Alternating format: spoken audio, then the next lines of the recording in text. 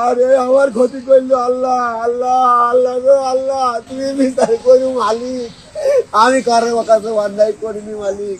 তুমি এর বিচার করো মালিক, আমি কারো কাছে অন্যায় করিনি। করুণ আহাজারিতে সৃষ্টিকর্তার কাছে এভাবেই বিচার দিচ্ছিলেন সাতক্ষীরার ওসমান আলী। মাছ কিংবা ক্ষেতের ফসল নয়, বিষ ছিটিয়ে মেরে ফেলা হয়েছে ওসমানের 180 বক্স মৌমাছি।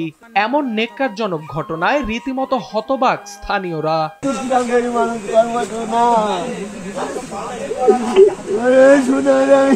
কলারোয়ার একটি আম বাগানে মধু সংগ্রহের জন্য কয়েক মাস আগে 210টি মৌবক্স বসিয়েছিলেন ওসমান আলী।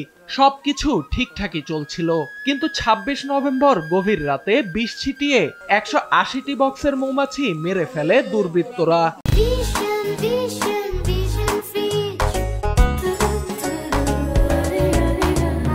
এতে প্রায় 15 লক্ষ টাকা ক্ষতির মুখে পড়েন ওসমান। এভাবে শত শত মৌমাছি ধ্বংস হওয়ায় ফসলের পরাগায়ন ব্যাহত হবার পাশাপাশি প্রভাব পড়তে পারে পুরো এলাকার কৃষি অর্থনীতিতেও। এ ঘটনায় স্থানীয় পর্যায়ে দেখা দিয়েছে চরম ক্ষোভ।